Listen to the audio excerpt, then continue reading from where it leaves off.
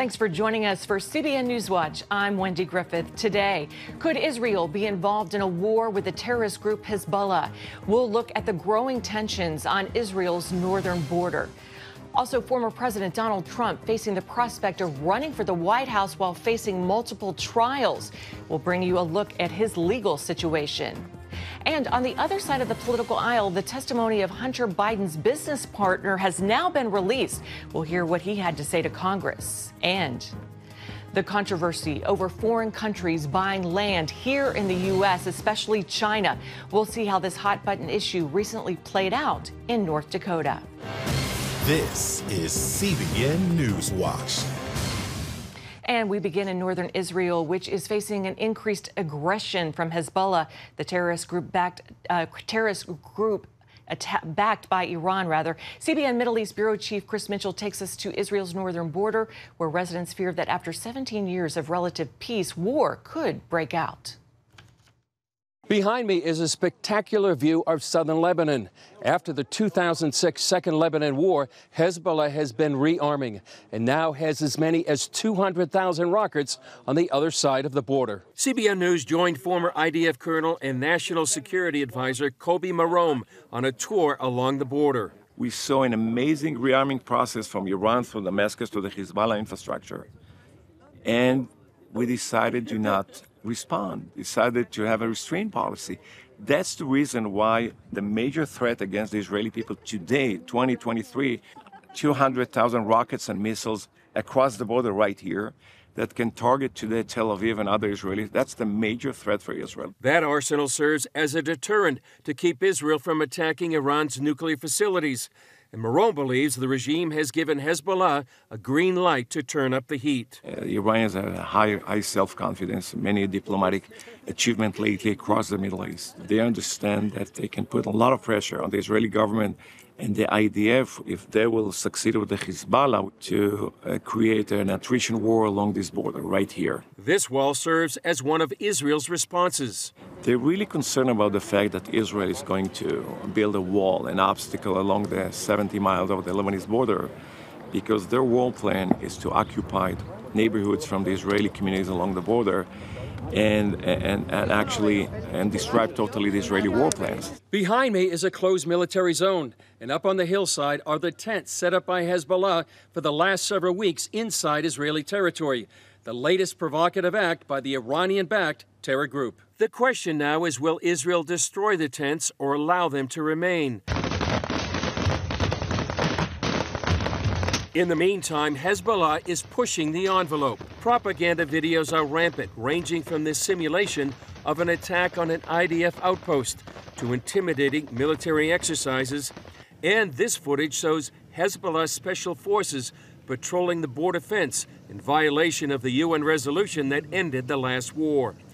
Marom also sees Hezbollah taking advantage of Israel's internal division. They look to the tough struggle inside the Israeli society as a great opportunity to create challenges to the Israeli government, to the Israeli people. Marom also fears what could potentially result from the combination of the terrorist bravado and this precarious situation. Is it possible that we face a war between Israel and Hezbollah in the near future? Yes, it's possible, with a miscalculation of one of the sides.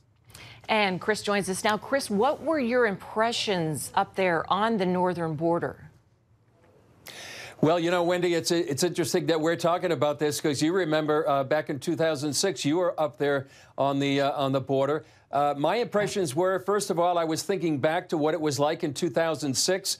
You know, some of the fields where dozens of tanks, Israeli tanks, were. Now it's an orchard. We're also up there on Metula. We did a live shot there with Pat Robertson, Michael Little, yourself, and myself. It takes you back to what it was like 17 years ago. But also it's deceptively quiet. You know, it's beautiful land up there. You can see the panoramic view of Metula and much of the farmland up there. But realizing on the other side of the border, there's 200,000 rockets. And that's not just a tactical threat to Israel. It's a strategic threat. They can, some of those missiles are precision guided and can hit almost anywhere in Israel. So different perceptions. You were there. You know what it was like up there many years ago.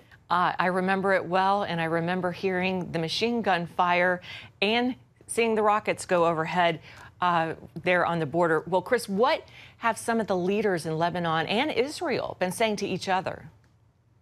Well, Nasrallah, Sheikh Hassan Nasrallah, who is the leader of Hezbollah, he's warning Israel, don't do anything stupid. We will respond in kind. Netanyahu, for his part, he was saying in the recent cabinet meeting, we don't take those threats seriously and we'll do what we need to do. So the dilemma right now for Israel is what to do with these tents. There has been threats that they're going to actually destroy them.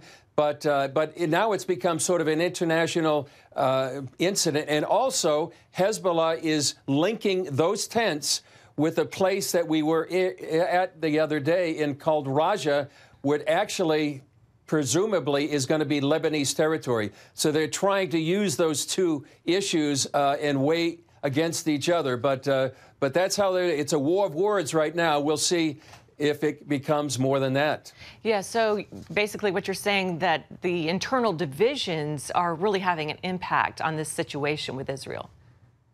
Very much so. It's a big factor here, Wendy. It's a very divisive time in Israel and very, very heart-wrenching for many Israelis on both sides of that debate about judicial reform and the current coalition. But beyond that, it's Hezbollah, it's Iran, it's Hamas, and all of the threats that Israel is facing on all of its borders that are making Israel look weak and vulnerable. And that's why Hezbollah is increasing the provocations that they have right now, and why it's a very, very dangerous time for Israel, and why people should be praying for the peace of Jerusalem. Amen. And what are you covering on Jerusalem Dateline this weekend, Chris? Well, this week is a very interesting show. Wendy, we're going to have that story we've had that you just saw. We're also going to have a story on the reservists in the IDF. Many of them are saying they're not going to be able to serve or won't serve in the IDF because of the current situation. That's one more factor in Hezbollah thinking that the IDF is actually weak as well. We also have a large segment on the ancient Shiloh. There's a new excavation out there, I should say several years, but they're discovering new discoveries, and they believe they may have found the place of where the Ark of the Covenant was, the tabernacle. We also have a story, Wendy, about a Christian woman who had to flee Gaza because her life was under peril, and a Jewish and a Christian ministry have teamed together to give her safe haven here in Israel. Sounds like an awesome show. Chris Mitchell, our CBN News Middle East Bureau Chief, thanks so much for joining us from Jerusalem. God bless you. And you can see Jerusalem Dateline on the CBN News channel tonight at 8:30 Eastern. You can also watch on the CBN News app or on YouTube. Coming up, former President Donald Trump pleading not guilty to the new federal charges against him. But will his arguments hold up in court? Plus, the transcript of the testimony of Hunter Biden's business partner has now been released. We'll have both of these stories when we come back.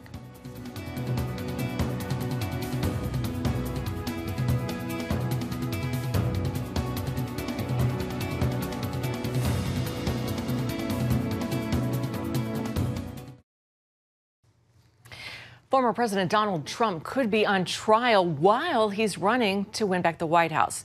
Trump pled not guilty Thursday to 4 charges that he attempted to overthrow the 2020 election. CBN's Brody Carter reports on the arraignment and the legal fight ahead. Lock him up! Lock him up! Protesters on both sides faced off outside the federal courthouse in Washington, where the former president was arraigned Thursday. Trump's going to march on. He's probably going to get more popular. Just blocks away from where the riot at the nation's capital played out, Trump entered the courthouse through an underground garage. Outside, his attorney calling the charges a political witch hunt. There only has to be proof that, number one, President Trump believed that this election was not completely honest. And number two, Jack Smith has opened himself up to a can of worms that we can now look at and really examine. The arraignment described as routine, but it was the 3rd time in 4 months Mr. Trump has been booked and processed. He pleaded not guilty to all the charges against him. Those charges include conspiracy to obstruct the United States, conspiracy to obstruct an official proceeding, specifically the January 6 proceeding of the presidential results, obstruction of and attempt to obstruct an official proceeding, and obstruction of rights. Altogether, the maximum penalties add up to more than 50 years. The judge then ordered Trump not to discuss the case with any potential witnesses. Before boarding his plane for New Jersey, the former president repeating the charge that this is all an attempt to interfere with the 2024 election. When you look at what's happening, this is a persecution of a political opponent. This was never supposed to happen in America. Trump's legal team will likely argue Mr. Trump's actions are protected as free speech under the First Amendment. However, Dr. John Weil, Dean and Professor of Political Science at Middle Tennessee State University, tells CBN's Faith Nation that argument does not necessarily apply. Speech is protected. Action is, well, illegal action is not. One could, say it's a shame all politicians don't just drop dead. It'd be another thing to hire a hitman. The emphasis here is not on speech, it's on actions. It's on conspiracy, it's on obstruction.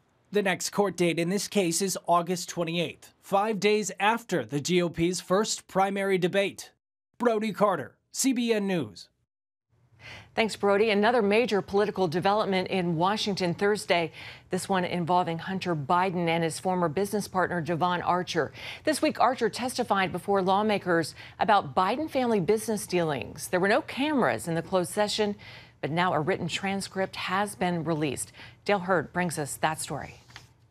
Archer told the House Committee on Oversight and Accountability he considered Hunter Biden to be a lobbyist who leveraged a very powerful name to score millions in deals with foreign businessmen, including the Ukrainian energy firm Burisma, where Hunter served on the board of directors. Burisma was seeking protection from corruption probes and other legal problems.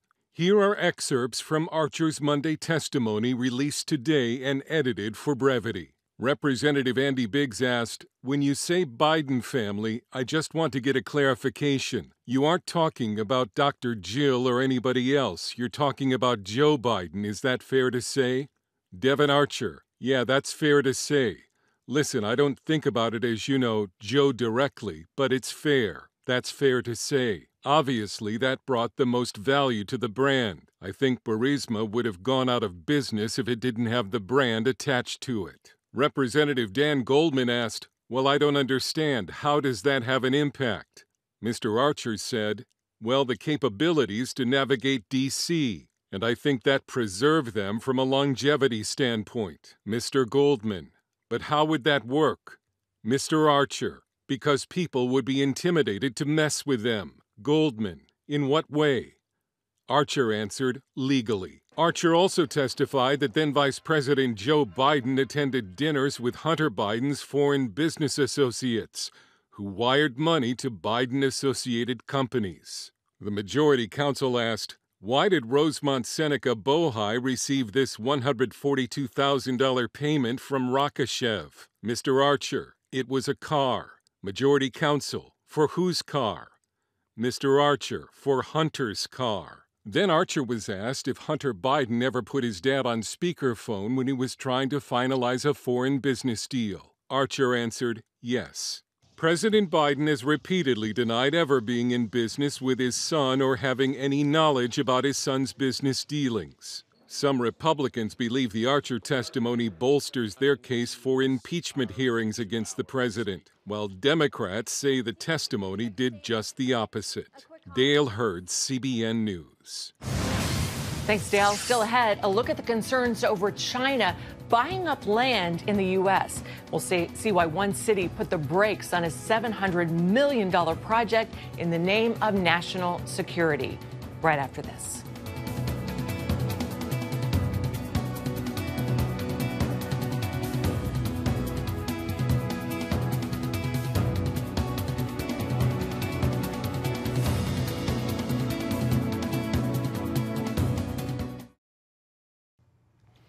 Welcome back. Now for a look at a hot-button issue, foreign ownership of American land. For many, it's especially a concern when it comes to China buying U.S. property. The people of Grand Forks, North Dakota, recently took a bold step to stop such a purchase, and they paid a price. Mark Martin takes us to the city that turned down a deal for economic growth in order to protect America's national security. Motion carries unanimously.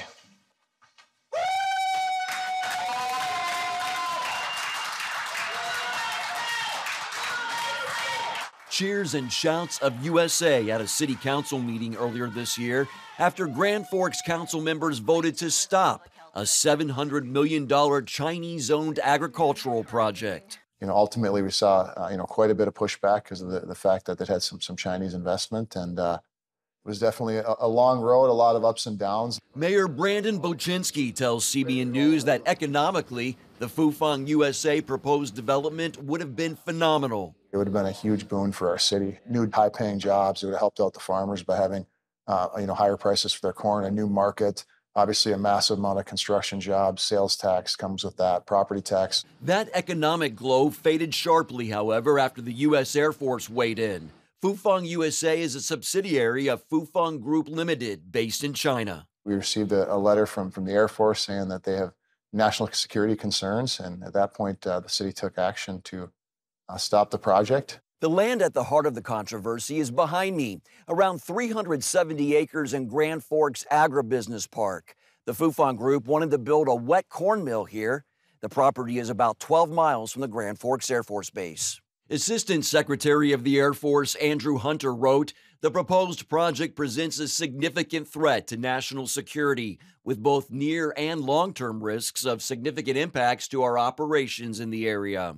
The Grand Forks Air Force Base is home to military activities involving both air and space operations. As soon as the Air Force came out and made that announcement, I think everybody in the community was on board, and that's certainly where I was. I mean, yeah, I want to see the economic development, but if there is a risk of national security, I mean, that's of the utmost importance. Critics have raised concerns of espionage over allegations the Fufeng Group has direct ties to the Chinese Communist Party.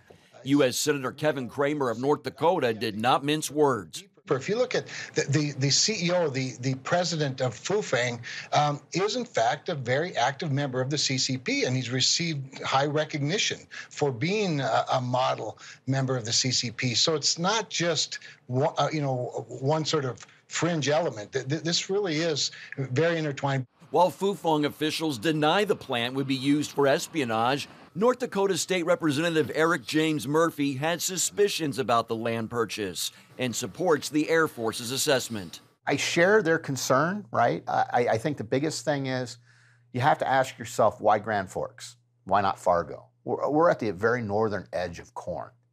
Okay, yeah, you get some corn, but yield really starts going down as the further north you go. And there's some missions at our Air Force Base that aren't really publicized that are very, very, very, very important to our national security.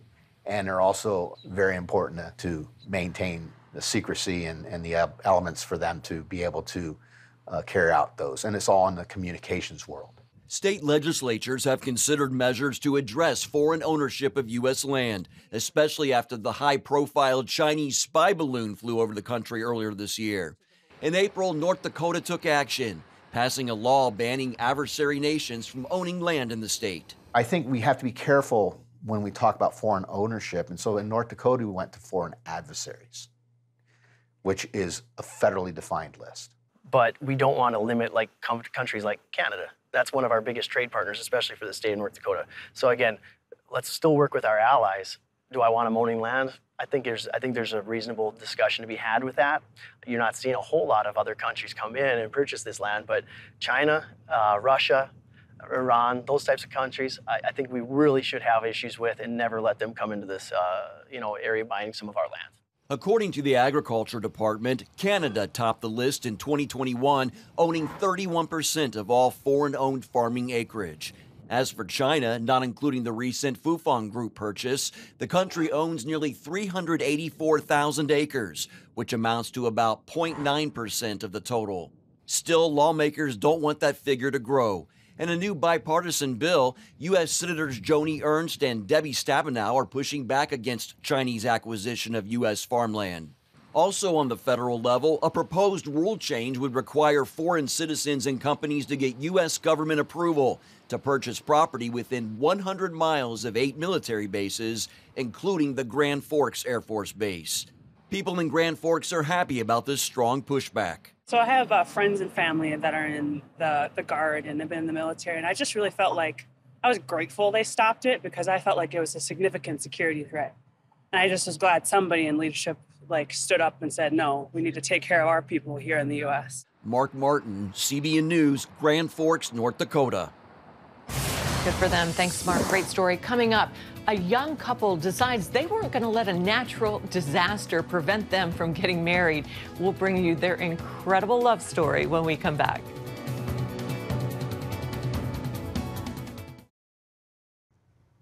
We end today with a story of true love overcoming the elements. A typhoon in the Philippines recently put a bride and groom's wedding vows to the test.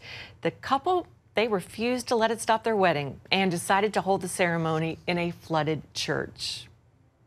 Well, rather than walking on rose petals, the bride waded through ankle-deep water toward her groom, the train of her white gown and veil floating behind her. The couple said they just wanted to be married, even if that meant having a ceremony without any guests. Well, to their surprise, many still showed up to take part in what was truly a memorable wedding day. God bless them. That's a great story. Well, that's it for this edition of CBN Newswatch. Remember, you can find more of our news programs on the CBN News channel anytime or online with cbnnews.com. Also, tell us what you think about the stories you've seen today. Email us at newswatch@cbn.com or reach out on Facebook, Twitter, or Instagram. We hope you have a great day and join us next time. God bless.